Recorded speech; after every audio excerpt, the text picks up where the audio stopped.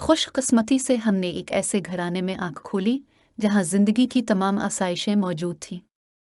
मैं इकलौती और मेरे दो ही भाई थे, जान मोहम्मद और शान मोहम्मद। हमारे घर से कुछ फासले पर मामू जान का घर था। वो एक महकमे में मामूली मुलाजिम थे और हमारी निस्बत काफ़ी बदहाली गुर्बत का शिकार थे, जबकि उनका घराना हमसे भी मुख्तसर था। फौजिया उनकी इकलौती औलाद और मेरी हम उम्र थी। मेरी पैदाइश के दूसरे रोज़ बाबा जान की तरक्की हो गई, तभी वो मुझे खुशबख्त कहा करते थे। मेरा नाम भी उन्होंने खुशबख्त तजवीज़ किया। बाबा जान मुझसे बहुत प्यार करते थे, जबकि उम्मी ज़्यादा प्यार अपने बड़े बेटे जानम हमसे करती थी। वो इनको प्यार जानो बुलाती थी, तब हम भी जानो भाई कहने लगे। इस तरह उनका नकनीम जानो पड़ गया। जब जानो भाई 5 बरस के हो गए तो उनको एक अच्छे स्कूल में दाखिल करवा दिया गया। भाई की देखा देखी शान ने भी जिद की कि उसे स्कूल जाना है। वो अभी छोटा था। उम्मी ने मना किया कि अगले साल दाखिल करा देंगे, लेकिन वालिद साहिब ने बच्चे का शौक देखते हुए इसको भी इसी स्कूल में KG क्लास में डाल दिया कि जहां जानो भाई को दाखिल किया गया था। इस तरह दोनों भाई एक साथ स्कूल। जब जानो भाई ने पहली और शान ने KG पास कर ली तो बड़े जाए भाई का इस्तेमाल किया हुआ यूनिफॉर्म और कोर्स छोटे भाई को मिल गया और जानो भाई को नई किताबें, बैग और यूनिफॉर्म खरीद कर दे दिया गया। इस पर छोटा बिगड़ गया कि मैं पुरानी चीज़ें ना लूँगा। मुझे भी जानो भैया की तरह नई किताबें, नया बैग और नया यूनिफॉर्म लेकर दें।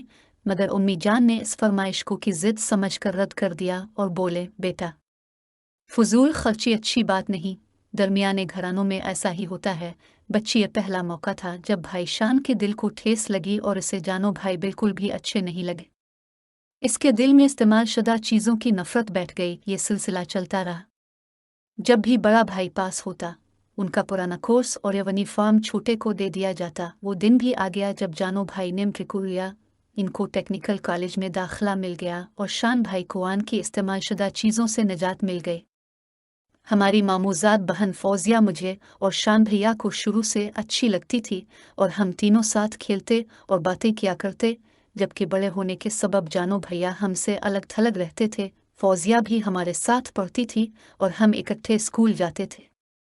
वापसी में शान ज़रूर उसके घर जाता और थोड़ी देर मामू के घर गुजार कर आ जाता। इस बहाने उम्मी जान को मामू के घर की खबरें भी मिल जाती। वो जब भी कोई अच्छी चीज़ पकाती शान के हाथ उनके घर भिजवा देती। अंधा किया चाहे दो आंखें, शान खुश खुश वो पकवान लेकर मामू के घर चला जाता और इसे उनके घर जाने का बहाना मिल जाता। एक बार मीठी ईद पर हमारे नए कपड़े बने। शान भाई को तेज़ बुखार था, इसलिए वो नया सूट न पहन सका, जबकि जानो भाई ने अपना नया जोड़ा पहन लिया। ईद गुजर गई। चंद दिन बाद हमारे एक अजीज़ के यहाँ शादी थी।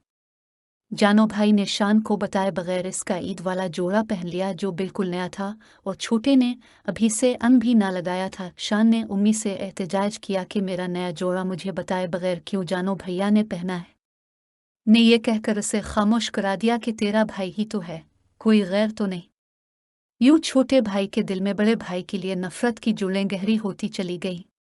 दूसरे रोज़ इसने वो कपड़े स्याही से ख़राब कर दिए। ये इसके बागी दिल का पहला इंतकाम था जो शान भाई ने बड़े भाई के बजाय खुद अपने अफसलियात कपड़ों पर ही किया। मौक़िफ़ दोनों भाइयों का जो भी मसला होता, माँ और बाबा जान बड़े भाई का साथ देते और छोटे बेटे की हर बात, हर एहतजाज को यूं रद्द कर देते जैसे वो उनका लेपालक हो। वक्त अपनी रफ्तार से गुजरता रहा।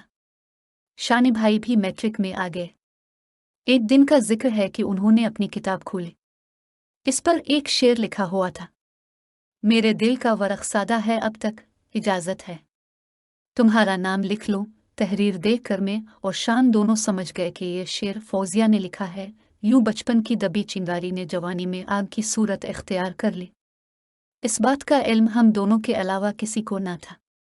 मैट्रिक के बाद मैंने फौजिया के साथ होम इकनॉमिक्स और शान भाई ने डिग्री कॉलेज में दाखिला ले लिया और साथ ही ने शाम को एक जनरल स्टोर पर पार्ट टाइम जॉब शुरू कर दी। जानो भैया के पास इलेक्ट्रिक का डिप्लोमा था, सो उन्होंने एक इलेक्ट्रिक की दुकान पर काम शुरू कर दिया। ये एक मनहूस सुबह का जिक्र है जब मामू हमारे अबदी नींद सो गए। मुमानी जान और मांजी इस सदमे से बेहाल थी। मांजी का इकलौता भाई और मुमानी का कफील उनसे रूठ कर जा चुका था।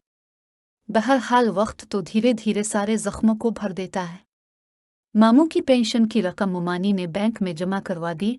जिससे हर माह जो मुनाफा मिलता वो इससे गुजर बिसर करने लगी। मामू की वफ़ात के बाद शान के तमाम हमदर्दाना जज्बात मुमानी और फौजिया के लिए वक्फ होकर रह गए थे। एक दिन वो उनके घर गया। मुमानी नमाज पढ़ रही थी। इसने फौजिया से कहा, मेरी ख्वाहिश है कि तुम आइंदा मेरे घर मत आना। अब तुम हमारे घर बस दुल्हन बनकर ही आना। वो भैया की बात सुनकर शर्मा गई। शान कुछ देर उसके पास बैठकर घर आ गया। उन्हीं दिनों बाबा जान रिटायर्ड हो गए। इनको जो रकम मिली आधी घर की मुरम्मत पर लगा दी और आधी बैंक में जमा करवा दी। खुद उन्होंने पार्ट टाइम जॉब कर ली। इस तरह दोनों की आमदी से घर का खर्चा चलता रहा, जबकि शान भाई अपने अखराजात खुद उठाते थे। अपनी कमाई के पैसों से वो मुमानी और फौजिया की मुख्तलिफ तरीक़ों से मदद भी कर दिया करते थे। ये शान भैया ने ग्रेजुएशन कर ली। अब वक्त ने अपना रंग दिखाया। जानो भाई को अमेरिका जाने का चांस मिल गया। अम्मी और बाबा जान ने उनको लाख मना किया, वो ना माने। बिलाखिर उम्मी जान ने उनको इस वादे पर जाने दिया कि वो वहाँ शादी नहीं करेंगे, बिल्कुल ही हाँ ना कर करेंगे। इसके जवाब में जानो भाई ने उम्मी के कान में कुछ सरगोशी की। उन्होंने क्या कहा, हम न जान सके, वो अमेरिका चले गए। कुछ अरसा बाद उनकी तरफ से रुकूम और तहाइफ आने लगे। वो हम सब के लिए कुछ ना कुछ भिजवाते थे। शान भैया के लिए परफ्यूम, जीन्स, शर्ट वगैरह ये सब चीज़ें नई होती, मगर उनको लेकर शान भाई खुश ना होते। इनको लगता कि ये सब इस्तेमाल शुदा हैं, तभी वो उन चीज़ों को एक तरफ डाल दिया करते थे। ये उनका बचपन से जमा शुदा वो जहर था जो जवानी में नफरत भरा लावा बन चुका था। एमए करने के बाद शान ने बतौर लेक्चरर एक कॉलेज ज्वाइन कर लिया। अच्छी कारकर्दगी की बिना पर इसका शुमार बहुत कम उम्री में अच्छे असातिज़ा में होने लगा। ये एक शाम का जिक्र है जब मुमानी हमारे घर आई हुई थी। शान भाई अपनी अलमारी साफ कर रहे थे कि हमारे कानों में उम्मी की आवाज़ आई। वो मुमानी से कह रही थी कि फौजिया का तुम कहीं रिश्ता ना कर देना, ये मेरी बहू बनेगी। बाबा जान की तायद पर मुमानी को इनकार की गुंजाइश न थी। 3 साल के अरसे में जानो भैया की भेजी रकूम से हमने मुआशरे में अच्छा मकाम बना लिया। उम्मी भी मुख्तलिफ तरीक़ों से मुमानी की मदद किया करती थी ताकि उन्हें एहसास न हो कि वो बेवा हो चुकी हैं। एक सुबह कॉलेज के प्रिंसिपल ने शान को बुलाकर कहा कि कॉलेज से अल पाकिस्तान टूर पर आप लोग जा रहे हैं। मैंने तुमको इस टूर का सरबराह मुकर्रर किया है। उन्हीं दिनों जानो भाई का ख़त आ गया कि वो अमेरिका से पाकिस्तान पहुंच रहे हैं। अम्मी और अपने कमरे बाबा जान की तो खुशी की इंतहा न थी। माँ ने शान से कहा, तुम्हारा भाई आ रहा है और तुम टूर पर जा रहे हो, क्या तुम उसको लेने एयरपोर्ट नहीं जाओगे? वो क्या सोचेगा? मजबूरी है उम्मी, मैं क्या कर सकता हूँ। मेरा जाना कॉलेज की तरफ से ज़रूरी है क्योंकि मैं सरबराह होने की जिम्मेदारी कबूल कर चुका हूँ। यूँ वो जानो भैया के आने से 2 रोज़ कबल अपने कॉलेज के साथियों और तालिब इल्मों के हमरा टूर पर रवाना हो गए। उन्होंने सारा पाकिस्तान देखा। फौजिया के लिए सकाफती नमूने खरीदे। उनकी तमाम तर शॉपिंग का महवर सिर्फ और सिर्फ फौजिया थी। टूर से वापसी पर उन्होंने प्रिंसिपल को तमाम लड़कों की रिपोर्ट दी। फिर कॉलेज वैन में बैठकर घर आ गए। घर में कदम रखते ही उनकी नज़र सबसे पहले फौजिया पर पड़ी। खुशी और खफगी दोनों तासुरात उनके चेहरे पर आ गए। खुशी इसलिए कि सबसे पहले वो नज़र आ गई, और खफगी इसलिए कि ने इसे अपने घर आने से मना किया था। वो फिर भी आई बैठी थी। वो इससे बगैर में चले गए, कमरे में सामान रखा। फिर सबसे पहले उम्मी नून के पास आए।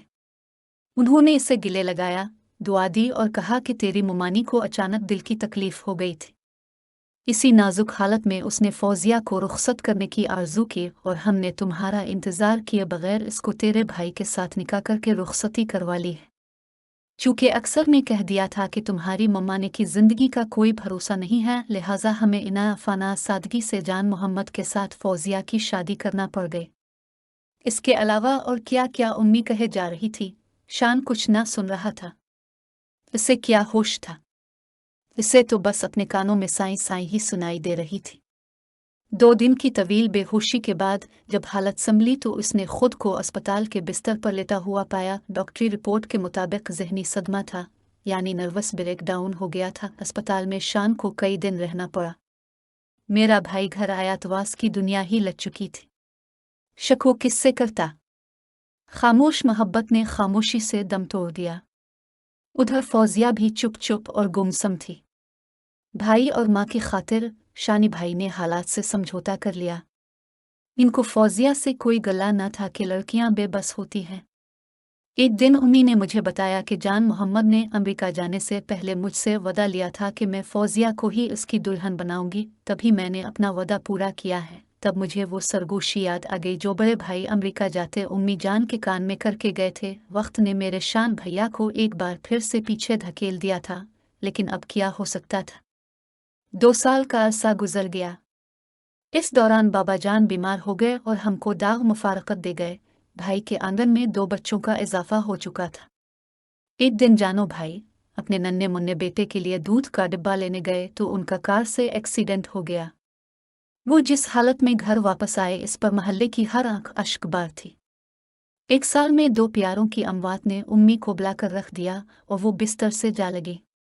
अभी फौजिया की इद्दत को ख़त्म हुए 1 माह गुजरा था कि उम्मी ने शान को बुलाकर कहा, बेटा, मैंने सारी उम्र तुम लोगों से कुछ नहीं मांगा, आज मांगती हूँ। तुझे मेरी आरज़ू पूरी करना होगी। फौजिया मेरे मरहूम भाई की निशानी है और उसके बच्चे मेरे लख्त जिगर जानों की निशानी हैं।